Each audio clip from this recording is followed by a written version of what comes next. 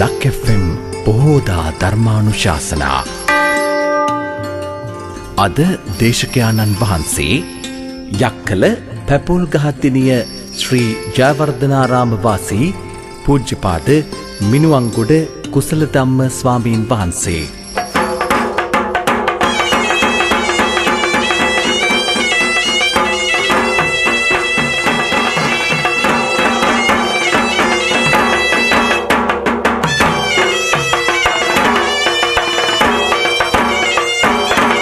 සමන්තා චක්ඛවාලේසු අත්‍රා ගච්ඡන්තු දේවතා සද්ධම්මං මුනි රාජස්ස සුනන්තු සග්ග මොක්ඛදං ධම්මස්සවන කාලෝ අයං භදන්තා ධම්මස්සවන කාලෝ අයං භදන්තා ධම්මස්සවන කාලෝ අයං භදන්තා නමෝ තස්ස භගවතෝ අරහතෝ සම්මා සම්බුද්දස්ස නමෝ තස්ස භගවතෝ අරහතෝ සම්මා සම්බුද්දස්ස නමෝ තස්ස භගවතෝ අරහතෝ සම්මා සම්බුද්දස්ස. ඒ භාග්‍යවත් වූ අරිහත් වූ සම්මා සම්බුදුරජාණන් වහන්සේට අපගේ නමස්කාරය වේවා. ශ්‍රද්ධා සම්පන්න පින්වත්නි, මේ පින්වත් වූ ඔබ සියලු දෙනාම මේ සූදානම් වෙන්නේ සුපුරුදු පරිදි ලක් FM නාලිකාව ගුවන්විදුලි නාලිකාව මගින් ඔබ හමුවට පිරිනමන මා හැගි සඳහම් පඬුර පෝදා ධර්මදේශනාව ශ්‍රවණය කිරීමයි. පින්වත්නේ, අද ඊටාම වැදගත් පොහොය දිනයක් කියලා බෞද්ධයන් වන ඔබ අප සියලු දෙනාම දන්නවා. චූලෝදර මහෝදර නාරජුන් දෙදෙනාගේ ආරවුලක් සංසිඳවීම සඳහා තථාගතයන් වහන්සේ දෙවන වතාවටත් ශ්‍රී ලංකාවට වැඩම කරපු දවස අද අපේ ශාසන ඉතිහාසයේ සඳහන් වෙනවා පින්වතුනි. ඒ වගේම කැලණි පුරයට වැඩම කිරීමටත් තථාගතයන් වහන්සේට ඇරයුම් කළ දිනය විදිහට අද ඉතිහාසගත වෙන දිනයක්. ඒ වගේම පින්වතුනේ, නාගදීපයේ පෙරහැර උත්සවය ආරම්භ කරන්නේ අද වගේ උතුම් පොය දවසකින්. එවන් සුවිශේෂී වූ ඊටාම වැදගත් වූ පොහොය දිනයක ඔබ සියලු දෙනාටම ධර්ම දේශනා කිරීම සඳහා අපහට ඇරයුම් කළ ලක් FM සීලුම කාර්ය මණ්ඩලයට අප කරුණා මෛත්‍රී පූර්වකව පුණ්‍යානුමෝදනා කර සිටිනවා. පින්වත්නි, අපි මේ තරම් දීර්ඝ සසර ගමනක් ගමන් කරන්නට අපේ මේ සිත් වසඟ වෙලා තිබුණේ, අපේ මේ සිත් වැසිලා තිබුණේ පින්වතුනේ කුමකින්ද කියලා ඔබලට වැටහෙනවද? බුදුරජාණන් වහන්සේ දේශනා කරනවා අවිජ්ජාය නියුතෝ ලෝකෝ කියලා. අපේ සිත, අපේ මේ ජීවිතය සසරින් එතර වෙන්නට බැරි විදිහටම පින්වතුනේ කලුවර වෙලා තියෙනවා. ඊ타මත්ම අඳුර වෙලා තිබුණේ අවිද්‍යාවෙන්මයි පින්වතුනේ. මේ ලෝකයේ තියෙන අඳුරුම තැන, අන්ධකාරම තැන කොතනද පින්වතුනේ කියලා අපෙන් ඇහුවොත් ඒ අවිද්‍යා සහගත ඔබගේ අපගේ සිතයි කියලා අපට හඳුන්වන්නට පුළුවන්. බුදුරජාණන් වහන්සේ දේශනා කරනවා පින්වතුනේ, අවිද්‍යාවෙන් අපි වැසිලා ඉන්න බව. අපට ඒක නොතේරෙන්නේ ප්‍රමාද වීමත් දැඩි අපගේ තියෙන මසුරුකමත් නිසා බව තථාගතයන් වහන්සේ පෙන්වලා දෙනවා. පින්වතුනේ, අපි දීර්ඝ සසර ගමනක් පුරාවටම අපි ප්‍රමාද වුණානේ නේද? අති දීර්ඝ සංසාරයක අපි මසුරුකමින් පෙළුණා පින්වතුනේ. එහෙනම් මේ ප්‍රමාදයත් මසුරුකමත් නිසා තමයි පින්වතුනේ අපි අවිද්‍යාවෙන් වැසිලා ඉන්න බව අපට තේරුම් ගන්න බැරි වෙලා තියෙන්නේ. අපි මේ සසර ගමන පුරාවටම අලංකාර කරගෙන ඉන්නේ තණ්හාවමයි කියලා වැටහෙන්නට ඕනේ. අපි වටහා ගන්නට ඕනේ. තණ්හාවෙන් තමයි අපි ලස්සන වෙලා ඉන්නේ. අපට මේ දුක සසර පුරාවටම ඇති වෙන්නේ තණ්හාව නිසා නේද කියලා අපි මොහොතකට කල්පනා කරලා බැල යුතු වෙනවා. බුදුරජාන් වහන්සේ පෙන්වා දෙනවා ඔබගේ ලොකුම බය තමයි දුක. මේ දුකින් නිදහස් වීම සඳහා ශාන්තිනායක අමාමෑණි ලෝතුරා බුදුපියන් වහන්සේ ශ්‍රී මුඛයෙන් දේශනා කළ ඊ타ම වටිනා ශ්‍රී සද්ධර්මෙන් බිඳක් ශ්‍රවණය කිරීමට සඳහායි ඔබ සියලු දෙනාම මේ උතුම් පෝය දින මේ සූදානම් වෙන්නේ. පින්වතුනේ සංයුක්ත නිකායේ තියෙන සූත්‍රයක් තමයි අද අප ධර්ම දේශනාව සඳහා තෝරාගත්තේ අත්තිරාග සූත්‍රය. අත්තිරාග කියලා කියන්නේ පින්වතුනේ රාගය තිබුණොත් කියන අදහසයි. දැන් අපි බලන්නට වෙනවා පින්වතුනේ අත්තිරාග සූත්‍රයේ සඳහන් වන අන්දමට අපට රාගය තිබුණොත් මොකද වෙන්නේ කියලා.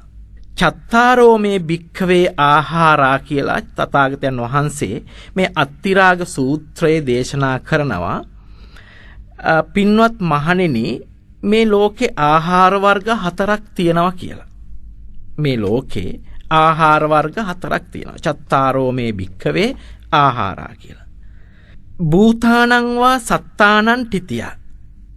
උපන්නා වූ සත්වයාගේ පැවැත්මට උදව් කරන බව ආහාර වර්ග 4න් කරන බව තථාගතයන් වහන්සේ දේශනා කරනවා. සබ්බ වේසිනන්වා අනුග්‍රහය උපදින්නට ඉන්න සත්වයන්ට උපදින්නටත් උදව් කරන එකක් තමයි මේ ආහාර 4න් කරන්නේ. කතමේ චත්තාරෝ මොනවද මේ ආහාර 4? කබලින්කාරෝ ආහාරෝ. කබලින්කාරෝ ආහාරෝ කියන්නේ පින්වතුනේ මේ සියුම් ගොරෝසු අපි අනුභව කරන ආහාර. පස්සෝ දුතියෝ දෙවන ආහාර වශයෙන් තථාගතයන් වහන්සේ දේශනා කරනවා ස්පර්ශ ආහාරය. තුන්වෙනි වතාවට තථාගතයන් වහන්සේ දේශනා කරනවා මනෝ සංචේතනා තතියා කියලා.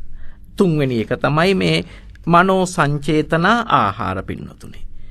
ඒ ගැන අපි සවිස්තරව පසුවට දේශනා කරන්න බලාපොරොත්තු වෙනවා. හතරවෙනි ආහාරය තමයි පින්වතුනේ විඥානය.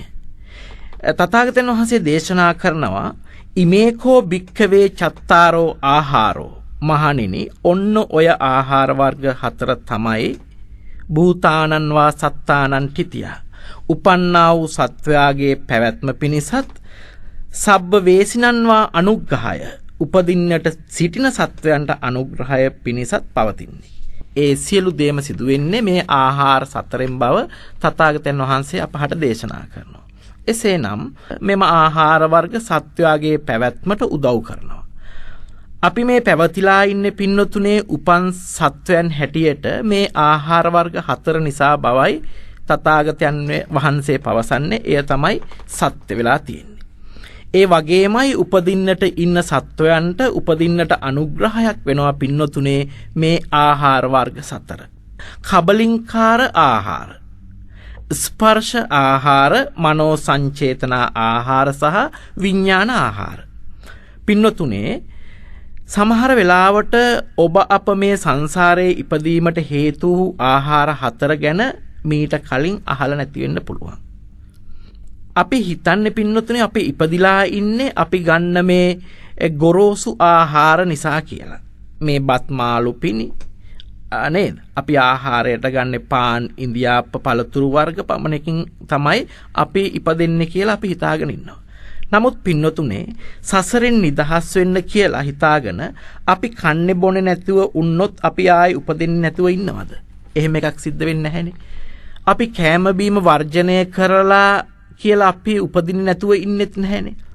මොකද පින්නතුනේ මේ කබලින්කාර ආහාර කියන මේ භෞතික ආහාර අපේ මේ භෞතික ශරීරයේ පවත්වා ගැනීමට පමණයි උපකාරී වෙන්නේ. මේ දෙවෙනි ආහාරය තමයි පින්නතුනේ ස්පර්ශ ආහාර.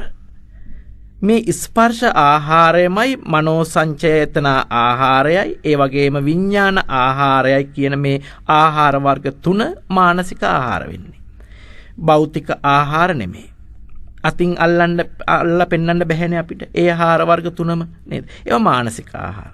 අපේ මානසික ශරීරය, සංඥාමය ශරීරය, අපේ මනෝමය ශරීරය පෝෂණය කරන්න පින්නතුනේ මේ ස්පර්ශ ආහාරවලිනුත්, මනෝ සංචේතන ආහාරවලිනුත්, විඥාන ආහාරයනුත් තමයි. අපි බලමු පින්නතුනේ කුමක්ද මේ ස්පර්ශය කියලා සැබෑවටම තථාගතයන් වහන්සේ දේශනා කරේ. තින්නං සංගතිපස්සෝ කියලානේ දේශනා කළේ නේද? මේ ස්පර්ශය කියන්නේ මේ තුනක එකතු වීම.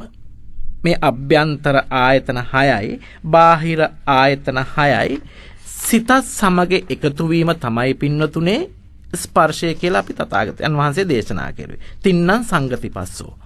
අපි ගත්තොත් අභ්‍යන්තර ආයතනයක් හැටියට ඇසත් එක්ක එකතු වෙන බාහිර ආයතනය කුමක්ද පින්නතුනේ? රූපයයි.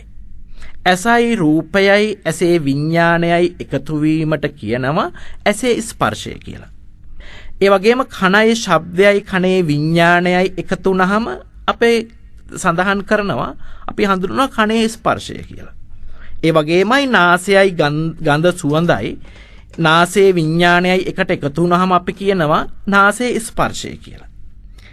දිවයි රසයයි දිවේ විඥානයයි එකට එකතු වුනහම අපි කියනවා දිවේ ස්පර්ශය කියලා පින්වතුනේ. ඒ වගේම කයයි පහසයි කයේ විඥානයයි එකට එකතු වුනහම කයේ ස්පර්ශය අපිට ලැබෙනවා. අවසාන වශයෙන් මනසයි අරමුණයි මනසේ විඥානයයි එකට එකතු වුනහම මනසේ ස්පර්ශය අපට ඇති වෙනවා. එසේනම් පින්වතුනේ මේ අභ්‍යන්තර ආයතන 6යි බාහිර ආයතන 6යි සිතත් සමග එකට එකතු වන ක්‍රියාවලිය තමයි ඔබට අපට සසර නැවත නැවත ඉපදීමට ආහාරයක් උනේ. ඒක ආහාරයක් වෙන බව ඔබට වැටහෙනව නේද පින්වතුනි? ඒ විස්මිත හෙලිදරව්ව අපට දේශනා කළේ භාග්‍යවත් වූ සම්මා සම්බුදු බුදු පියාණන් වහන්සේ පින්වතුනි. ඊළඟට තුන්වෙනි ආහාරය තමයි මනෝ සංචේතන ආහාරය. මොකක්ද මනෝ සංචේතන ආහාර කියන්නේ පින්වතුනේ? යම් අරමුණක් සමග සිත පැවතීම. අරමුණක් එක්ක සිත පැවතීම පින්වතුනේ අපට සසර නැවත නැවත ඉපදීම සඳහා ආහාරයක් වුණා. ඇසට අරමුණ උනේ කුමක්ද පින්වතුනේ? රූපයයි. ඒ රූපය මනසත් එක්ක පැවතුණු නිසා රූප සංචේතනාවක් අපට හැදුණා. කනට ඇසුණු ශබ්දය මනසත් සමග පැවතුණු නිසා හැදුන ශබ්ද සංචේතනාව. ඒ වගේමයි නාසයට දැනුණු ගඳ සුවඳත් සිතත් සමග එකතු වීම නිසා අපට ගන්ධ සංචේතනාව ඇති වුණා. ඊළඟට දිවට දැනෙන රසය සිතත් සමග එකතු වීම නිසා රස සංචේතනාව අපිට ඇති වුණානේ. කායට දැනුණු පහස නැමැති අරමුණ සිතත් සමග එකතු වුණාම පොට්ටබ්බ සංචේතනාව ඇති වුණා. ඊළඟට අපේ මේ සිත නිතරම යම්කිසි අරමුණක් සමග එකතු වෙලානේ පින්වතුනේ ඉන්නේ. හැම වෙලාවෙම මොනවා හරි හිතානේ අපි ඉන්නේ. අපි කිසි දෙයක් හිතන්නේ නැතුව ඉන්නේ නැහැ. කුමක්කෝ අරමුණක් අපි හිතාමයි මේ ලෝකේ ජීවත් වෙන්නේ. මේ වෙලාවේදී පවා අපි මොකක් හරි අරමුණක් මේ හිතා ඉන්නේ. අරමුණත් සමග එකතු වන සිත නිසා හටගන්නවා පින්නතුනේ ධම්ම සංචේතනාව. පින්නතුනේ මේ සංචේතනා 6ට තමයි කියන්නේ මනෝ සංචේතනා කියලා. රූප සංචේතනා, ශබ්ද සංචේතනා, ගන්ධ සංචේතනා, රස සංචේතනා, ස්පර්ශ සංචේතනා සහ ධම්ම සංචේතනා කියන මේ 6 හඳුන්වනවා මනෝ සංචේතනා හැටියට. ඒක අපිට සංසාරේ නැවත නැවත උපදින්නට ආහාරයක් වුණා පින්නතුනේ. තථාගතයන් වහන්සේ ඊටාම කරුණාවෙන් අපට පෙන්වා දුන්නා අපි අනුභව කරනම කබලින්කාර ආහාර වන බත් පාන් නිසා නොවේ අපි මේ සසරේ ආවේ. සසර පුරාවටම මේ ආහාර 4ෙන්ම අපි පෝෂණය ලැබුණා පින්නතුනේ. අපට පෝෂණය ලැබුණා. යමක් විශේෂයෙන් දැනගන්නවා කියන එකයි අපි විඥානය කියලා කියන්නේ. ඇසින් ඔබ විශේෂයෙන් දැනගන්නේ කුමක්ද පින්නතුනේ? රූපනේ. ඇහෙන් ශබ්ද අහන්න පුළුවන්ද? ඇහෙන් ශබ්ද අහන්න බෑනේ. ඇසින් කරන්නේ රූප දැන ගැනීම පමණයි පින්නතුනේ. ඇස තුල හටගන්නා චක්කු විඥානයයි මේ ඇසේ විඥානය. කන් දෙකෙන් රූප බලන්න පුළුවන්ද? බෑනේ නේද පින්නතුනේ. කන් දෙකට කරන්න පුළුවන් ශබ්ද අහන එක පමණයි. ඒ නිසා කනේ ඇති වෙන්නේ සෝත විඥානයයි. නාසයේ ගාහන විඥානයත්, දිවේ ඇතිවෙන ජීවහා විඥානයත් නේද? කයේ ඇතිවන විඥානය කාය විඥානයත්, ඒ වගේම මනසින් ඇති වෙන්නේ මනෝ විඥානයත් කියන විඥාන සතර තමයි අපිට මේ සඳහන් කරන්න පුළුවන් වෙන්නේ. මේ විඥානය අපේ සසරේ ආය ඉපදීමට ආහාරයක් වුණු බව තථාගතයන් වහන්සේ දේශනා කරනවා. ඒ වගේම උපදින්නට අපට පැවැත්මකුත් උනා මේ ආහාර සතර. පින්නතුන් අපි මදකට කල්පනා කරලා බැලුවොත් අපි මේ ගන්න ආහාරවලට අපි කොපමණ මුලා වෙලාද? මේ අඟල් 2ක් 3ක් පමණ දිග දිව මතනේ මේ ඔක්කොම අපි රසවල් දැනගන්න පින්නතුනේ. ඇඹුල් රස, තිත්ත රස, පැණි රස, කහට රස නේද? මිහිරි රස, මේ හැම රසයක්ම දැනෙන්නේ මේ දිව මත මේ ආහාර ටික තියෙනකල් පමණයි පින්නතුනේ. මේ අඟල් 2ක් 3ක් පමණ දිග දිව මත තියෙන ආහාර ටිකට අපි රසයට ලොල් වෙලා මොනතරම්නම් කෑදර වෙනවද? මොනතරම් මුලා වෙනවද පින්නතුනේ? බුදුරජාණන් වහන්සේ දේශනා කළා ඒ විදිහට ආහාරවලට ගිජු වෙලා ආහාර ගන්නකොට වැඩි වෙන්නේ අපේ රස තෘෂ්ණාව කියලා. රස තෘෂ්ණාව බැහැර කරලා අපි මේ ආහාර ගන්න ජීවත් වීම උදෙසා කියලා හිතන්නට පුරුදු කරන්න කියලා අපට තථාගතයන් වහන්සේ දේශනා කරනවා. විශේෂයෙන්ම භික්ෂුන් වහන්සේලාට දේශනා කරලා තියෙනවා තථාගතයන් වහන්සේ ප්‍රත්‍යාවේක්ෂාව කියලා ආහාර වළඳනකොට, දානේ වළඳනකොට ගිහියන්ටත් ඒකේ විදිහටමයි. අපි ආහාර ගන්න මූලික අවශ්‍යතාවය අපි වටහා ගන්නට ඕන පින්නතුනේ. ඒක භික්ෂුන් වහන්සේලාට පමණක් නෙමේ ප්‍රත්‍යවේක්ෂා කරන්න කියලා සඳහන් කරන්නේ තථාගතයන් වහන්සේ. ගිහියොත් ඒ අරමුණ තියාගන්නට ඕනේ අපි මේ ආහාර ගන්න මූලික අවශ්‍යතාවය. අපි මේ ගන්න ආහාර අපි අනුභව කරන්නේ නේව දවාය. ජවය පිණිස නොවේ. අපි මේ ගන්න ආහාර අපේ ජවය පිණිස, අපේ බලය පිණිස නොවේ. නමාදාය කියලා කියනවා. මදය පිණිසත් නොවේ. සෙල්ලම් කරන්න, ඇඟ හයිය කරගන්න නෙමෙයි කියලා කියනවා. න මණ්ඩනාය, ලස්සන කරගන්න ශරීරය, අඩුතැන් වැඩි කරගන්න නේද? ඒවට නෙමෙයි අපි මේ ආහාර ගන්නෙ. න විභූෂනාය, මේ ශරීරය සරසවන්නත් නෙවෙයි. නේද? ඉමස්ස කායස්ස තිතියා, මේ කයේ පැවැත්ම සඳහායි අපි මේ ආහාර ගන්නෙ. බ්‍රහ්මචර්යානුග්‍රහය, බ්‍රහ්මචර්යාවට අනුග්‍රහය සඳහායි කියලා අපි හිතන්න ඕනේ. ඉති පුරාණංච වේදනා පටිහංකාමි, පුරාණ වේදනා නැති කිරීම පිණිසයි නේද? එහෙම කියලා අපි ප්‍රත්‍යවේක්ෂා කරනවා. නවංච වේදනානන්න උපද්දස්සාමි, අලුත් වේදනාවන් නූපදීම පිණිසත් නේද? යාත්‍රාච මේ භවිස්සති, නිවැරදි පැවැත්මටයි ජීවත් වීම පිණිසයි. ඇයි මේ අපි ජීවත් විය යුත්තේ පින්නතුනේ? බුදුරන් වහන්සේ වදාළ ධර්මය ප්‍රගුණ කරන්නට අපි ජීවත් වෙන්නට ඕන. වෙන කිසිම දෙයකට නොවේ පින්නතුනේ අපි ජීවත් වෙන්නේ. ගිහි ඔබලාත් පින්නතුනේ, පැවිදි අපි හැම වෙලාවෙම අපට ලැබුණු මේ දුර්ලභ මනුස්ස ජීවිතය වෙනසෙන්නට දෙන්නේ නැතුව ආරක්ෂා කරගත යුත්තේ මනුස්ස ජීවිතය කියන්නේ පින්නතුනේ ධර්මය ළඟා කරන්නට අපට ලැබුණු දුර්ලභ මොහොතක් නේ.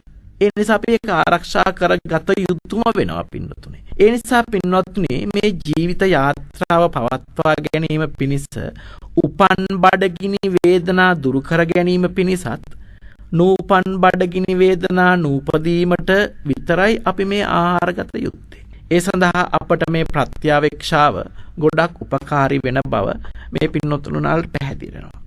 ඉදිරියට මේක පැහැදිලි වෙයි. මොකද පින්වතුනේ, ආහාරය අනුභව කරන තැන කාටවත් මේ ලෝභ ද්වේෂ දෙකෙන් වෙන් වෙන්න පුළුවන් කමක් ඇති වෙන්නේ නැහැ පින්වතුනේ. බත් පිඩක් පාසා ලෝභය ද්වේෂය පහළ වෙනවාමයි. නිර්වාණ අවබෝධය ඔබගේ ඉලක්කය නම් පින්වතුනේ, කෙලෙස් සිඳ ගන්න නම් ඔබගේ ඉලක්කය වෙන්නේ ආහාර පරිහරණයේදී ක්ලේශයන්ට ඉඩ නොදෙන්න අපි වග බලා ගන්න ඕනේ. මේ යථාර්ථය දුටුවොත් ඔබ කවදාවත් රසයට ඇලෙයිද? නැහැ, කවදාවත් රසයට ඇලෙන්නේ නැහැ. එහෙම නැතුව රසවත් දෙයක් තිබුණාම සතුටු වෙනවා. අකමැති ආහාරයක් තිබුණාම අපි මූණ පුලුටු කරගන්නවා, මූණ රැලි කරගන්නවනේ. අකමැති ආහාරයක් තිබුණොත් ඔය මූණ පුලුටු වීම, කට ඇදවීම, මූණ රැලි වැටීම් තමයි පින්නතුනේ මේ සංසාරේ යන්නට, සංසාරේ දිග්ගැහෙන්නට අපට හේතු වෙන්නේ. සංසාරේ අපි ආයෙත් ආවේ මේ නිසාමයි පින්නතුනේ.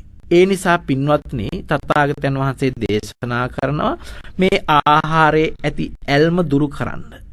අත්හැරීමේ ගුණය පුරුදු කරගනිමින් ආහාර ගන්න කියලා දේශනා කරනවා. ඒ සඳහා අපට උදව් වෙන්නේ මේ ආහාරයේ යම්කිසි දුරකට පිළිකුල ගැන මෙනෙහි කළා.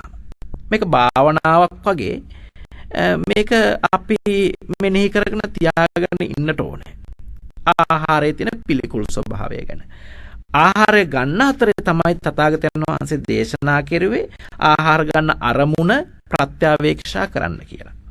මේ ආහාරයේ පිළිකුල ආහාර ගන්නකොට අපට භාවනා කරන්න බෑ.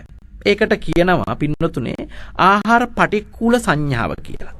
දැන් අපි හිතමු ලස්සන බත් පිඟානක් බෙදලා තියෙනවා කියලා. ඇසට ඒක ප්‍රියමනාප රූපයක්නේ. ඒ වගේම අපට නාසයටත් ගොඩක්ම මිහිරි සුවඳක් ගෙන දෙන දෙයක්නේ නේද? බඩගිනි වෙලාවට අපි කැමති ආහාර පිඟානක් දුටුවාම අපි අපේ හිත පිනා යනවනේ නේද? ඇසට ප්‍රියමනාප රූපයකුත් නාසයට මිහිරි සුවඳකුත් අපට ඒ බත් පිඟානේ ලබා දෙනවා. බුදුරජාණන් වහන්සේ අපට පෙන්වා දෙනවා මේ ආහාරය කොයිතරම් රසවත් වුණත් කොයිතරම් මිහිරි වුණත් පින්නතුනේ ආහාරය අතින් අල්ලපු ගමන් මොකද වෙන්නේ කියලා. අතින් අල්ලපු ගමන් ආහාරයට මොකද වෙන්නේ? ඉඳුල් වෙලා යනවා. ඔහු ඒ මාළු පිණි බත් සමග අපි අතින් අල්ලා මිශ්‍ර කෙරුවොත් ඒක ඉඳුල් වෙනවා නේද? දැන් ඉඳුල් වෙච්ච අතින් අනපු කෑම පිඟානක් දැක්කහම අර මුලදී වගේ අපට කැමැත්තක් ඇති වෙනවද පින්නතුනේ? මුලදී වගේ අපිට සුවඳක් මිහිරි ප්‍රියමනාපක් ඇති වෙනවද? එහෙමනම් පින්වතුනේ ආහාරය අතින් අනපු ගමන් පිළිකුල් ස්වභාවයට පත් වෙනව නේද? ඊළඟට මේ අතින් අල්ලපු ආහාරය අපි කටට ගන්නවනේ පින්වතුනේ නේද? අපි ඒ ආහාර ටික කටට ගත්තට පස්සේ අපි මොකද වෙන්නේ? ඒ ආහාරවලට කට ඇතුලේදී කෙලස් සමග මිශ්‍ර වෙනවා. ඊට අමතරව මේ සෙමත් සමග ඒවා මිශ්‍ර වෙනවා. ඒක තව තවත් පිළිකුලක්නේ පින්නතුනේ. එහෙනම් මේ ආහාරය ඒ ආහාරයට අපි ඇලිය යුතුද පින්නතුනේ කියලා අපි වටහා ගන්නට ඕනේ. ඒක එහෙම ඇලිය යුතු නැහැ. දැන් ඊළඟට මේ කටේ තියෙන ආහාරය උගුරට යනවා. උගුරට ගියාම මොකද වෙන්නේ කියලා අපි බලමු. තව දුරටත් සොටුත් එක්ක මිශ්‍ර වෙනවා. ඇයි නාසයට සම්බන්ධයිනේ නේද? ඒ නිසා උගුරදී සොටු සමග මිශ්‍ර වෙනවා. එතකොට තව තවත් දුරට පිළිකුල් ස්වභාවයක්ම අපිට මේ ආහාරය ඇති වෙනවා. ඊට පස්සේ මේ ආහාරය ආමාශයට යනවා. ආමාශය ඇතුලේදී හරියට පින්නතුනේ මේක මේ බලු වමනයක් වගේ කියලා අපට වැටහෙනවා. ඒක අපි කාටත් ආස හිතෙන්නේ නැහැනේ පින්නතුනේ මේ බලු වමන ගොඩක් දැක්කාම නේද? එහෙනම් මේ ආහාරය කොහොමත් පිළිකුල් දෙයක්මයි පින්නතුනේ. ඊට පස්සේ මේ ආහාරය බඩවැල් ඇතුළට යනවා නේද? බඩවැල් ඇතුළේදී මේ ආහාරයට මොකද වෙන්නේ පින්නතුනේ? ජීර්ණ වෙලා අවසානයේදී අසුචි බවට පත් වෙනවා. අර කලින් තිබුණු සුවඳ තියනවාද එහි? අර කලින් තිබුණු ලස්සන කිසි දෙයක් නැහැ. ඒ කාන්තෙන්ම මේ ආහාරය පිළිකුල් ස්වභාවයෙන් යුක්තයි. ඒ වගේම පින්නතුනේ ලස්සනට සුවඳ ගහන්න නේද? බෙදලා තියෙන ආහාර පිඟානක් අපි අතින් අල්ලන්නේ නැතුව ඒක පැය 4ක් 5ක් 6ක් හවස් වෙනකම්ම තිබුණාම අර සුවඳ එයිද? නේද? ඒ සුවඳ එන්නේ නැහැ. පිළිණු වෙලා යනවා. එහෙනම් මේ ආහාරය අනුභව කළේ නැතත් පින්නතුනේ ආහාරයේ පිළිකුල් ස්වභාවයෙන් යුක්තයි නේද?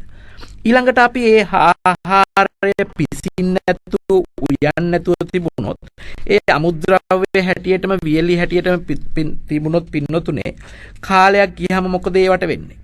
කුණු වෙලා නරක් වෙලා ඕජස් ගලනවද නැද්ද? පින්නතුන්ට වැටහෙනවද මේ ආහාරය උයන්නේ නැතුව තිබ්බත් පිළිකුලක්ම ඇති වෙන බව? අත ස්පර්ශ කරපු තැන ඉඳලා පිළිකුලට පත් වෙන හැටි බලන්න පින්නතුනේ. කටට ගත්තම උගුරට ගියාම ආමාශයට ගියාම මොනතරම් පිළිකුල් වුණාද මේ ආහාරය? ආමාශයේදී අර උරාගත්තු දේ තුල හැදුනේ මොනවද? රත්තරන්, රිදී, මුතු මැණික් වගේ වටිනා දේවල් එකක්වත් හැදුනේ නැහැ.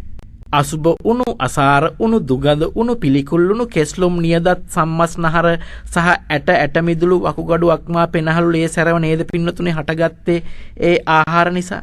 මේ දෙතිස් කුණුප හැදුන මේ ආහාරෙන්මයි කියලා පින්නතුන වැටහෙනවද? ඒ නිසා පින්නතුනේ අපි බලන්න ඕනේ මේ වගේ බත් පිඟානක් මේ වගේ දෙතිස් කුණුප වූ අසූචි ගොඩක් බවට කුණු ගොඩක් බවට පරිවර්තනය වෙන හැටි අපි ඒක මනසින් අවබෝධ කරගන්නට ඕනේ.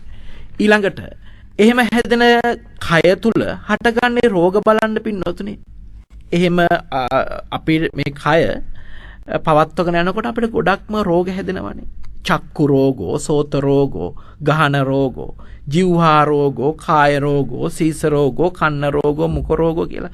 මේ වගේ දහසක් රෝග පීඩා ඇති වෙන්නේ මේ හදාගත්තු දෙතිස් කුණුප තුලම නේද පින්නතුනේ. ඒ නිසා අපි අවබෝධ කරගත යුතු වෙනවා මේ ආහාර අපිට ප්‍රියමනාප දෙයක් නොවන බව. කෙනෙකුට බලන්න පුළුවන්කම තියෙනවා. ඒක ඒ විදිහටම අපට ගැලපෙනවද නැද්ද කියලා. ඊළඟට මේ ආහාර නිසා හැදෙන කෙස්ලොම්, නියදත්, හැම මස් මේ ආදී දේවල් නිසා පින්නතුනේ අපට ඒක නුවණින් විමසා බලන්න පුළුවන් මේ ආහාර නිසා හැදෙන එකක් මොනවද හැදිලා තියෙන්නේ? කෙස් හැදිලා තියෙනවා. ඒ කෙස් කියන්නේ සත්වයක්ද පුද්ගලයෙක්ද ආත්මයක්ද? මමද නේද? නිය පොතු මමද මගේද නේද? අපි වටහා ගන්නවා. දත් ටික මමද මගේද කියලා ගන්න පුළුවන්. ටිකක් හොයලා බලන්න පින්නතුනේ, විමසලා බලන්න. බාහිර අසූචි ගොඩක් දැක්කොත් ඒකට මම මගේ කියන්නේ නැහැනේ. තණ්හාවෙන් ආශාවෙන් ඒක වැළඳ ගන්න හිතන්නෙත් නැහැනේ පින්නතුනේ. මුත්‍රා පිටක් දැක්කොත් ආශාවෙන් ඒක සිප වැළඳ ගන්න හිතන්නෙත් නැහැනේ. මම මගේ කියලා නේද? ඒකට මම මගේ කියලා කියන්න බෑ. ලෝභ සිතක් පහළ වෙන්නෙත් නැහැ අපිට. සෙම ගොඩක් දැක්කොත් අනේ ලස්සනයි කියලා අතට ගන්න අපිට හිතෙන්නේ නැහැ. කහ පාටට තියෙන පිත් ගොඩක් දැක්කොත් ලස්සනයි, සුබයි, සැපයි කියලා දෑතට ගන්න අපිට හිතෙන්නේ නැහැනේ කවදාවත්. කඹ කඳුළු සොටු දිය කෙල ගොඩක් ලස්සනයි, සැපයි කියලා අපට හොඳයි කියලා අපට හිතෙන්නේ නැහැ ඒක. විසිරලා ගිය බඩවැල් ටිකක් මම මගේ කියලා අනේ ලස්සනයි කියලා අපිට දෑතට ගන්න හිතෙනවද? හදවත වකුගඩු අක්මා මේවා ගලවලා තිබුණොත් කාටවත් අතට අල්ලන්න හිතෙන්නේවත් නැහැනේ. ඒ තරම් අපිට අප්‍රසන්නයි. ස්පර්ශ කරන්න හිතෙන්නේ නැහැ ඒවා. ලේ ගොඩක් අතින් අල්ලන්න අපිට හිතෙනවද? ස්පර්ශ කරන්නම හිතෙන්නේ නැහැ ඒවා. ඒවා අසුබයි පින්නතුනේ. ඒ බඳු පිළිකුල් ටිකකට නේද පින්නතුනේ අපි මේ මම කියලා, මගේ කියලා, මගේ ආත්මය කියලා අරගෙන තියෙන්නේ. ඒ එපා කියන පිළිකුල් කියන අසූචි දේම නේද අපි පින්නතුනේ නෝනා කියලා, මහත්තයා කියලා, දුව කියලා, පුතා කියලා තුරුලට අරගෙන තියෙන්නේ. අසූචි ගොඩටම නේද මම කියලා තියෙන්නේ මේ. ඔය බලු වමනයක් වගේ වෙච්ච නොපැසුණු ආහාර ටිකටත් නේද පින්නතුනේ මම කියලා කියන්නේ. කෙලවලටත් නේද මේ මම කියලා තියෙන්නේ. සෙමත් මම කියලා නේද අපි හඳුන්වන්නේ. සොටුත් මම කියලා, පිතත් මම කියලා නේද? ලේත් මම කියලා, දහඩියත් මම මගේ කියලා නේද? මේදය කියන තෙලුත් මම කියලා, මුත්‍රාත් මගේ කියලා අපි ආසාවෙන් වෙනදගෙන ඉන්නවා. අපි අක්මා වකුගඩුත් මම මගේ ආත්මය කියලා අපි ගන්නෙ.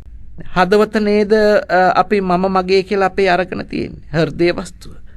හැම මස් ඇටකටු නේද පින්නතුනේ මම මගේ කියලා අපි අරගෙන තියෙන්නේ. නේද? ඉහමොල ඒවා සේරම මම මගේ කියලා අපි අරගෙන තියෙන්නේ. බලන්න මම මගේ කියලා ගන්න පුළුවන් එකක්වත් තියනවද පින්නතුනේ කියලා මෙතන.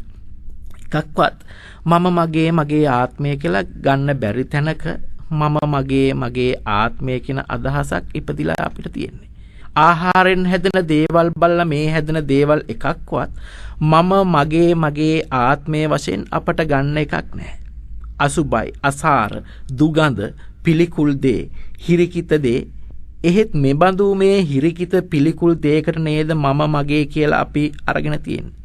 අපි ඒක නුවණින් තේරුම් ගන්නට ඕනේ. ඒ නිසා තථාගතයන් වහන්සේ මේ ආහාර ගැන හිතන ප්‍රඥාවන්තයා මේ දිවට දැනෙන රසය නිසා නොකල යුතු වැඩ කිසිම දෙයක් පින්නතුනි කරන්නේ නැහැ ප්‍රඥාවන්තයා. ලැබෙන ඕනෑම දෙයක් ඔහු අනුභව කරන්නට පුළුවන් වෙනවා. කෙලෙස් දුරු කරපු මහරහතන් වහන්සේලා පිණ්ඩපාත යනවනේ පින්නතුනි. පිඬු සිඟා යද්දී උත්තමයින්ට ලැබෙන සමහර විට පිළුණු ආහාරයක් උනත් උන්වහන්සේලා වළඳනවා. ඒ පිළුණු ආහාර සමග කිසිම වෙලාවක ගැටීමක් ඇති කරගන්නේ නැහැ. නේද? මොකද කෙලෙස් දුරු කරපු නිසා. රස තෘෂ්ණාව ප්‍රහාණය කරලා නිසා රහතන් වහන්සේලා කිසිම මොහොතක ඇලීමක් ගැටීමක් ඇති කරගන්නේ නැහැ. බුදුරජාන් වහන්සේ අපට පෙන්වා දෙනවා මෙන්න මේ විදිහට ආහාරය දැක්කොත් එහෙම අන්න ඒ කෙනා අවබෝධය කරගන්නවා පංචකාමය. පංචකාමය අවබෝධ කරගත්තු කෙනා පින්නතුනේ පත්වෙන මාර්ග ඵලය තමයි අනාගාමී ඵලය. අනාගාමී වූ අයගේ සිතේ කිසිම වෙලාවක පින්නතුනේ රාගය හටගන්නේ නැහැ. පංචකාමයේ කෙරෙහි ආශාවක් ඇති වෙන්නේ නැහැ. එහෙනම් ඔබට පුළුවන් ඔබේ බත් පිඟාන දිහා බලාගෙන අනාගාමී ඵලය අත්විඳින්න. බත් පිඟාන විදර්ශනා කළොත් ඔබට පුළුවන්කම ලැබෙනවා පින්නතුනේ අනාගාමී ඵලය ලබා ගන්න. කොහොමද පින්නතුනේ අපි මේ ආහාරය තුලින් පංචකාමය දකින්නේ? දැන් අපි බලමු ඇසට ප්‍රියමනාප රූපයත් ඊළඟට අපි ආහාරය ගැන අහනවනේ. කවුරු හරි ආහාරය ගැන කිව්වොත් අපි හොඳ බත් පිඟානක් දුටුවොත් අපට ඒක ප්‍රියමනාප රූපයක්නේ. ඊළඟට කවුරු හරි අපිට ආහාරයක් ගැන කටින් කියනවා. ඒක අපි අහනවා. නේද? ඒ කෙනෙක් කියන එක අපි අහනවා. එතකොට අපිට ආසාවක් ඇති වෙනවා. අපිට කනෙන් ආසාවක් ඇති වුණා. නාසයට හොඳ සුවඳක්, මිහිරි සුවඳක් ඒකත් පංචකාමයට අයිති. ඊළඟට ඒ අපේ දිව මත තියෙනකොට ඒක අපේ සිත පිනා යනවා නම් ඒ ප්‍රියමනාප රසය ඒ ආහාර ගත්තම ප්‍රියමනාප රසය. ඒ ආහාර ගත්තම අපේ කයටත් ප්‍රියමනාප පහසක් ලැබෙනවනේ. නේද? निराහාරව ඉන්නකොට අපි ආහාරයක් ගත්තාම අපට ප්‍රියමනාප පහසක් ස්පර්ශයක් ලැබෙනවා. මේවයි මේ පින්නතුනේ පංචකාම කියලා හඳුන්වන්නේ. ප්‍රියමනාප රූප, ප්‍රියමනාප ශබ්ද, ප්‍රියමනාප ගන්ධ, ප්‍රියමනාප රස, ප්‍රියමනාප ස්පර්ශ වලටයි මේ ආහාර අපි පංචකාමය කියලා හඳුන්වන්නේ. මේ ආහාර ගැන කවුරු හරි අවබෝධ කරගන්නවා නම් පින්නතුනේ ඔහු අවබෝධ කරගන්නේ පංචකාමයයි. පංචකාමය අවබෝධ කරගන්න පුද්ගලයා අනාගාමී තත්වයට ඔහුගේ හිත දියුණු කරගත්තු කෙනෙක් බව තථාගතයන් වහන්සේ අපට දේශනා කරනවා. මේ ආහාර පිළිබඳව යම් කෙනෙකුට රාගය තිබුණොත්, මේ සූත්‍රයේ නමත් පින්නතුනි රාගය තිබුණොත් නේ අත්තිරාග. මේ ආහාර පිළිබඳව යම් කිසි කෙනෙකුට රාගය තිබුණොත් බුදුරජාණන් වහන්සේ දේශනා කරනවා මේ කබලීකාර ආහාර ගැන අපිට රාගය තිබුණොත් කබලීකාරේචේ භික්ඛවේ ආහාරේ අත්තිරාගෝ. පින්වත් මහණෙනි, යම් කෙනෙක්ට කබලින්කාර ආහාර කෙරෙහි අත්තිරාගෝ රාගය තිබුණොත් අත්තිනන්දි. ඒ වගේම ආසාව තිබුණොත් අත්ති තණ්හා තණ්හාව තිබුණොත් මොකද වෙන්නේ? පටිත්තං තත්ත්ව විඥානං. නේද? පටිත්තං තත්ත්ව විඥානං විරුල්හං. විරුල්හං කියන්නේ එක වැඩි වෙනවා, දැඩි වෙනවා. ආහාරය කෙරෙහි රාගය තිබුණොත්, ආශාව තිබුණොත්, තණ්හාව තිබුණොත් විඥාණය පිහිටනවා. එහෙම දතාවනන්සේ දේශනා කරනවා. විඥාණය පිහිටලා විරුල්හං ඒක වැඩි දියුණු වෙනවා. ආහාරය කෙරෙහි අපේ හිතේ ආශාව තිබ්බොත්, රාගය තිබ්බොත් අපේ සිතේ ඒ ආහාරය පිහිටලා පින්නතුනේ ඒක වැඩි වෙනවා. විරුල්හං කිව්වේ ඒකයි. ඒක විඥානයක්. අන්නේ විදිහට විඥානය පිහිටලා වර්ධනය වුණොත් බුදුරජාන් වහන්සේ වදාරනවා එතන නාම රූප හට ගන්නවා කියලා. රූප කියලා කියන්නේ මොනවද? මේ ආපෝ තේජෝ වායෝ ධාතු කියන පඨවි ධාතු හතර මහා භූතයන්ටනේ පින්නොතුනේ. නාම කියලා කියන්නේ පින්නොතුනේ පස්ස වේදනා සංඥා චේතනා මනසිකාරවලට. මෙන්න මේ නාම රූප බැස ගන්නවා විඥාණය පිහිටියොත්. ආහාරයක් දැක්කට පස්සේ අපට ආසා හිතිලා අපේ කටට කෙල උනන්නේ ආහාරයක් ගැන ආශාව, රාගය, කැමැත්ත ඇති කෙනෙකුට ආහාරයක් දැක්කම කෙල උනනවනේ පින්නතුනේ. ඒක දකින්න ඕනේ නැහැ. ආහාරයක් මතක් කළාමත් අපට කෙල උනන්නේ නැද්ද? ආහාරයක් මතක් කරුවාමත් අපට සාමාන්‍යයෙන් කෙල උනන අවස්ථාවල් තියෙනවා. ඒ කියන්නේ හතර මහා ධාතුන්ගේ යම්කිසි වෙනස් වීමක් නේද පින්නතුනේ. එහෙම කටට කෙල උනන්නේ මේ අපේ හතර මහා ධාතුන්ගේ යම්කිසි වෙනසක් වෙලා තමයි. නාම රූප බැසගත් තැන පින්නතුනේ ආහාර ගැන හිතන්න කර්ම සකස් වෙනවා. කර්ම සකස් වෙනවා කියන්නේ පින්නතුනේ උපත පිනිස අපට භවය සකස් වෙනවා කියන එකයි. භවය සකස් වෙනවා කියලා කියන්නේ පින්නතුනේ අපි ආපසු උපදිනවා. ඉපදෙනවා කියන්නේ ආයේ ලෙඩ වෙන එකනේ. නේද? ඉපදෙනවා කියන්නේ පින්නතුනේ ආයේ මැරෙන එකනේ. ඉපදෙනවා කියන්නේ පින්නතුනේ ආයේ වයසට යනවා කියන එකනේ. බුදුරජාණන් වහන්සේ දේශනා කරනවා මෙන්න මේක හරියට අපට ශෝකයක් ගෙන දෙනවා. අපිට පීඩාවක් ගෙන දෙනවා. ඉපදුණු නිසානේ ඔබ අප ලෙඩ වෙන්නේ පින්නතුනේ. ඉපදුණු නිසා නේද පින්නතුනේ ඔබට තවත් ආදරය කරපු අයගෙන් ඔබට වෙන් වෙන්නට සිද්ධ වෙන්නේ. ඒ නිසයි ඉපදීම ශෝක සහිත දෙයක් කියලා තථාගතයන් වහන්සේ දේශනා කළේ. මේක පීඩාවක්ම තමයි. කවදාවත් මේ සිත ඇති කියන සීමාවට එන්නේ නැහැ කිසිම වෙලාවක. එහෙනම් පින්නතුනේ මේ ආහාර කෙරෙහි රාගය තිබුණොත් කුමක්ද වෙන්නේ? විඥාණය පිහිටනවා. විඥාණය පිහිටලා විඥාණය වැඩෙනවා. වැඩිලා නාම රූප බැස ගන්නවා නේද? භවපච්චයා ජාති කියලානේ දේශනා කරේ. ඒ නිසා මේ ආහාර වලට ඇති ආශාව අපි රාගය දුරු කරන්න කියලා බුදුරජාණන් වහන්සේ දේශනා කරනවා. ඒ ආහාර වලට තියෙන ආශාව, ආහාර වලට තියෙන රාගය අපි දුරු කෙරුවොත් පින්නතුනේ අපට මේ සියලු සුවිසල් පීඩාවන් එකක්වත් බව කියලා තථාගතයන් වහන්සේ මේ සූත්‍රයෙන් දේශනා කරනවා. මේ ඇස කන නාසය දිව ශරීරය මනස තියෙන තාක්කල් මේ ස්පර්ශයෙන් අපට ගැලවෙන්න පුළුවන් කමක් නැහැ. හරියට පින්නතුනේ එක තථාගතයන් වහන්සේ දේශනා කරනවා හැම ගහපු ගව දෙනෙක් වගේ. ඒ හැම ගහපු ගව දෙනෙක් ගැන පින්නතුන් මතක් කරලා බලන්න. එළියේ උන්නත් ඒ හැම ගහපු එළදෙන වතුරට බැහැලා හිටියත් එළියට බැහැලා උන්නත් මැස්සෝ කෘමීන් කනවා. හැම ගහපු එළදෙන වතුරට බැහැලා හිටියොත් පින්නතුනේ වතුර ඉන්න කෘමීන් සත්තු ඇවිල්ලා එයාව කාලා දානවා නේද? ගහකට හේතුනොත් හැම ගහපු එළදෙන ඒ ගහේ ඉන්න සත්තු මොකද කරන්නේ? වට කරගෙන කනවා. ඒ වගේ මේ ඇස කන නාසය තියෙන තාක්කල් අපට ස්පර්ශයට අපිට මුහුණ දෙන්න සිද්ධ වෙනවාමයි. හරියට ඒ හැම ගහපු එළදෙන වගේ. කොතෙන්ට හේතු වුණත් කොතන හිටියත් ඒක ඒ අනතුරු වලට භාජනය වෙනවනේ. ඒ වගේම තමයි ඇස කන නාසය දිව ශරීරය මනස අපට තියෙන තාක්කල් අපට මේ ස්පර්ශයට අපි මුහුණ දෙන්න සිද්ධ වෙනවා. ඔබ ඇසෙන් රූප දකින්න තාක්කල් සසර පෝෂණය ගෙනත් දෙනවනේ. ඇසෙන් රූප දකින්න තාක්කල් අපිට මේ බැඳීමක් ඇලීමක් නැති වෙන්නේ. ඒක සසර පෝෂණය කිරීමක්. ඒක දුකම පෝෂණය කිරීමක්. අවිද්‍යාවෙන් මුලා වෙලා මේ සංසාරයට අපි අහු වෙනවා. කොහේවත් ගැලවීමක් අපට හම වෙන්නේ නැහැ පින්නතුනේ අර හැම ගහපු ගව දෙන්නට වගේ.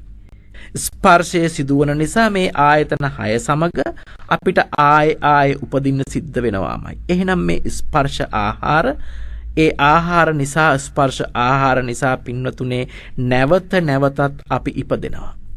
යමකු මේ ස්පර්ශය ආහාර හඳුනා ගන්නව නම් ඔහු මේ සැප වේදනා දුක් වේදනා සැප දුක් රහිත උපේක්ෂා වේදනා කියන පින්නතුනේ මේ ත්‍රිවිධ වේදනාවන් ඔහු හඳුනා ගන්නවා.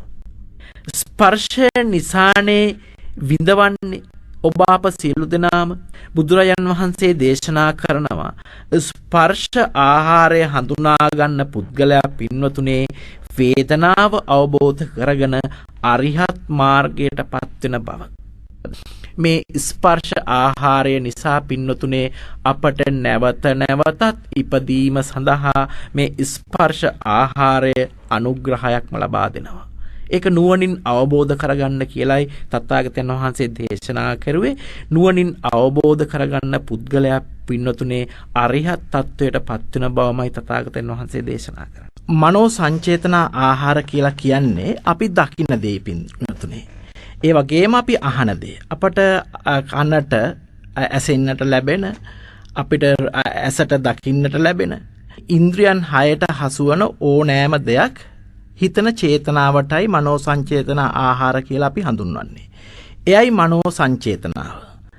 මනෝ සංචේතනාවල ලක්ෂණය තමයි පින්නතුනේ ත්‍රිවිධ තණ්හාව අපට ගෙනත් දෙන එක. කාම තණ්හා, භව තණ්හා, විභව තණ්හා කියන මේ ත්‍රිවිධ තණ්හාවන් අපට ගෙනත් දෙනවා. මේ තණ්හා ඇති කරන එක තමයි පින්නතුනේ ඒ චේතනාව. රූප සංචේතන, ශබ්ද සංචේතන, ගන්ධ සංචේතන, රස සංචේතන. ඒ වගේම පොට්ටබ්බ සංචේතන, ධම්ම සංචේතන කියලාත් අපි කියනවනේ. චේතනා ටිකක් නේද? ඒ චේතනාවන් සේරටම තමයි පින්නතුනේ මනෝ සංචේතනා කියලා කියන්නේ. මේ මනෝ සංචේතනා ආහාරය නිසා පින්නතුනේ අපට ත්‍රිවිධ භව ගෙනත් දෙනවා. එතකොට මේ ත්‍රිවිධ භව කියන ඵලය ගෙනත් දෙන නිසා මනෝ සංචේතන ආහාරයට අපි ආහාරයක් කියලා හඳුන්වනවා. ඒක නිසා අපි නැවත නැවතත් ඉපදීම සඳහා කර්මයන් ලැහැත්ති කරලා දෙනවා. ඒ මනෝ සංචේතන ආහාරය අපෝ පෝෂණය කරනවා පින්නතුනේ ඊළඟ භවය උපාදානය කිරීමට අනුග්‍රහයක් වශයෙන්. ඒ වගේම මනෝ සංචේතන ආහාර අරමුණත් සමග සිත පැවතීම තමයි හඳුන්වන්නේ. හැම වෙලාවෙම මේ සිත පවතින්නේ යම්කිසි අරමුණක් එක්ක. බුදුරජාණන් වහන්සේ මේ මනෝ සංචේතනාවටත් හරි ලස්සන උපමාවක් දේශනා කරනවා පින්නතුනේ. ගිනිසිලු නැති, ඒ කියන්නේ ගින්දර දැල්ල නැති, ගිනි ගන්න නැති, දුම් නගින්න නැති හිතන්නකො අඟුරු ටිකක් මිනිස්සෙකුගේ ශරීරයේ තියෙන උසට හා සමානම ඒ වගේ උසට වඩා ගැඹුරු උනත් අඟුරු දාපු වලක් තියෙනවා කියලා හිතන්න. මෙතෙන්ට යම් පුරුෂයෙක් එනවා. මේ පුරුෂයාව දෙන්නෙක් අත් දෙකෙන් අල්ලනවා. තවත් දෙන්නෙක් පින්නතුනේ කකුල් දෙකෙන් අල්ලනවා. අල්ලලා මොකටද මේ සූදානම් වෙන්නේ? අර ගිනි අඟුරු වලට තල්ලු කරන්න. හිතන්න එතන ඉන්නේ ඔබ කියලා. දැන් ඔබ දන්නවා මාව දාන්න යන්නේ මේ ගිනි අඟුරු වලට. මට බොහෝම දුකටපත් වෙන්න වෙයි කියලා මේ පින්නතුන්ට හිතෙනවනේ. එතකොට එහෙමම ඉන්නවද සද්ද නැතුව? කිසි කෙනෙක් පින්නතුනේ එහෙම ඉන්නේ ඕන එකක් කරපුවාවේ කියලා මොකද කරන්නේ? බේරෙන්න උත්සාහ කරනවා. අතපය ගසලා දානවා, බිම ඇදගෙන වැටෙනවා නේද? කෑ ගහනවා. මොකක් හරි ක්‍රමයකින් ඒකෙන් බේරෙන්න අපි උත්සාහ කරනවා. තථාගතයන් වහන්සේ දේශනා කරනවා ආන්නේ වාගේ තමයි මේ මනෝ සංචේතන ආහාරය අපි දැකිය යුත්තේ කියලා. ඒ වගේම බය හිතෙන විදිහට, බිය කරු විදිහට අපි ඒක හිතා ගන්න ඕනේ මේ මනෝ සංචේතන ආහාරය. ඒ තරම්ම ඒක පිළිකුල් කරන්න ඕනේ. ඇයි පින්නතුනේ මේ මනෝ කර්ම සකස් වෙනවා කියන්නේ අපිට ආයේ විඳවන්න සිද්ධ වෙනවා කියන එකමනේ. ඔබ කැමතිද ආයේ විඳවන්න මේ ලෝකේ? අපි මොනතරම් මේ ලෝකේ මේ වයසට විඳවල ඇද්ද? ආයේ කවදාවත් විඳවන්න අපි කිසි කෙනෙක්ම කැමති නැහැ. නමුත් අපි අකමැති වුණත් අපි මේ කර්ම ලැහැස්ති කරගන්න වැඩිපිළිවෙලකට හැම වෙලාවෙම යෙදිලා ඉන්නේ. අනිවාර්යෙන් අපිට උපදින්නට සිද්ධ වෙනවා. ඒ නිසා අපි කර්ම ලැහැත්ති කරගන්න නිසා. ඒ කර්මානුරූපීව අපි කරන වැඩසටහන් නිසානේ අපි මේ ලෝකෙ ඉපදින්නේ. ඒක හැම කෙනෙකුටම අවබෝධ කරගත යුතුයි මනෝ සංචේතන ආහාරයේ ඇති යථා ස්වභාවය. දැන් මනෝ සංචේතන ආහාරය අවබෝධ කරගත්තු කෙනා අවබෝධ කරගන්නේ පින්නතුනේ මොකද්ද?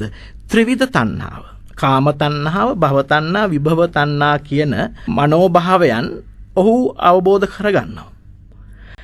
ත්‍රිවිධ තණ්හාව අවබෝධ කරගත් කෙනාට අරහත්වයයි සාක්ෂාත් කරගන්න පුළුවන් වෙන්නේ. පින්නතුනේ මේ මනෝ සංචේතන ආහාරයත් මෙපණ කාලයක් මේ සංසාරේ ඉපදවීමට අපට ආහාරයක්. අපි සෑම දිනාටම මේ ලෝකේ මෙපමණ කාලයක් ඉපදෙන්නට මේ මනෝ සංචේතන ආහාරය අපට හේතු වෙලා තියෙනවා. ඉපදවීමට ඉපදීමට අපිට අනුග්‍රහයක් වෙලා තියෙනවා. ඒක මේ පින්නතුන් ඒ නිසා මේ මනෝ සංචේතන ආහාරය මේ රූප වේදනා සංඥා සංඛාර තුලින් අපි අරමුණු ගන්නකොට අපි පොඩ්ඩක් පැහැදිලිව හිතන්නට වෙනවා. මානසික චෛතසිකයන් වෙනස් කරගත්තේ නැත්නම්, යහපත් අරමුණු වලට සිත පවත්වා ගත්තේ නැත්නම් අපිට මොකද වෙන්නේ කියලා. මොකද පින්නතුනේ තථාගතයන් වහන්සේ දේශනා කරනවා චක්කුංච පටිච්ච රූපේ uppajjati චක් විඥානං තින්නම් සංගති පස්සෝ පස්සපච්චා වේදනා වේදනාපච්චා තණ්හා කියලා. අපි අරමුණු අරගෙන ඊට පස්සේ මොකද කරන්නේ? තණ්හාවෙන් තමයි ඒ අරමුණු වලට අපි කටයුතු කරන්නේ. ඒ නිසා අපි කර්ම ලැහැත්ති කරගන්නවා. ඒ නිසා මේ මනෝ සංචේතන ආහාර ගැන හොඳට විමසා බැලුවේ නැත්තම් මේ තණ්හාවෙන් මේ ලෝකේ කර්මානුරූපීව අපි ජීවත් වෙලා මේ සසරට ආහාරයක් වෙලා අපි මනුෂ්‍ය ලෝකේ හෝ තිරිසන් ආත්ම වල හෝ අපි උපාදානය කරගන්නවා. ඒ නිසා ඒ ගැන සිහි බුද්ධියෙන් අපි වැඩ කටයුතු කළ යුතු බව තථාගතයන් වහන්සේ අපිට දේශනා කරනවා. ඊළඟට හතරවෙනි ආහාරය තමයි පින්නතුනේ මේ විඥාන ආහාරය, අවසාන ආහාරය. විඥානයේ කීවේ විශේෂයෙන් යමක් දැනගන්නවා කියන අදහසයි පින්නතුනේ. මේ විඥානය ආහාරයක් වෙන්නේ කුමකටද පින්නතුනේ? නැවත ප්‍රතිසන්දි නාම රූප දෙකටයි. ප්‍රතිසන්දිය හට ගැනීමට තමයි මේ විඥානයේ උපකාරී වෙන්නේ. ඒ නිසානේ නාම රූප දෙක හටගන්නේ. විඥානයේ ආහාරය නිසයි පින්නතුනේ මේ නාම රූප දෙක හටගන්නේ. මේ නාම රූප දෙක ගෙනත් දෙන නිසා විඥාණයට ආහාරයක් කියලා තථාගතයන් වහන්සේ දේශනා කළා. නාම රූප හැදුනහමනේ පින්නතුනේ නැවත නැවතත් අපි කන්න බොන්න දෙන්න සිද්ධ වෙන්නේ. මේ නාමයටයි රූපයටයි අපි කොතෙකුත් ආහාර පාන දෙන්න වෙනවා. කන්න බොන්න වෙනවා. මොකද නැවත නැවතත් මේක පෝෂණය කළ යුතුයි. ඒ නිසා විඥානයක් බුදු පියන් වහන්සේ උපමා කළා හරියට රජ කෙනෙක් ළඟට හොරෙක් අල්ලගෙන ගියාම ඒ රජතුමා මේ හොරාට පින්නතුනේ දවස පුරාම උල් 300කින් අනිනවා. උදේට උල් 100ක් අනිනවා. දවල්ට උල් 300කින් හොරාට අනිනවා. ඒ වගේම හවසට උල් 100 බැගින් දවසට 300ක් උල් අනින්න රාජපුරුෂයන්ට අණ කරනවා මේ හොරාට. බුදුරජාණන් වහන්සේ දේශනා කරනවා අන්නේ විදිහට දවසට උල් 300ක් ඇනුම් කන හොරෙක් විදිහට මේ විඥාණය දකින්න කියලා. නැත්තම් පින්වතුනේ මේ විඥාණය අපට මහාම මහ දුකක් ගෙනත් දෙනවා. ඒ නිසා අපි මේ විඥාණය පිළිකුල් කෙරුවේ නැත්තම් ඒක අපට අභාග්‍ය සම්පන්නව කර්ම රැස් කිරීමට හේතු වෙනවා. මේ විඥාණය නිසා මේ සසරේ නැවත නැවත අපි ඉපදුණා. ඉතින් ඒ නිසා පින්නතුනේ බුදුරජාණන් වහන්සේ දේශනා කරනවා මෙන්න මේ ආහාර වර්ග හතරට යමෙකුගේ සිතෙන් රාගය තිබුණොත් ආසාව තිබුණොත් එයාට සිද්ධ වෙන්නේ ආයෙත් දුකටපත් වෙන්න. ආයෙත් පීඩාවටපත් වෙන්න. ඒ වගේම ආයෙත් මහත් දුකකට පත්වන්නටයි සිද්ධ වෙන්නේ.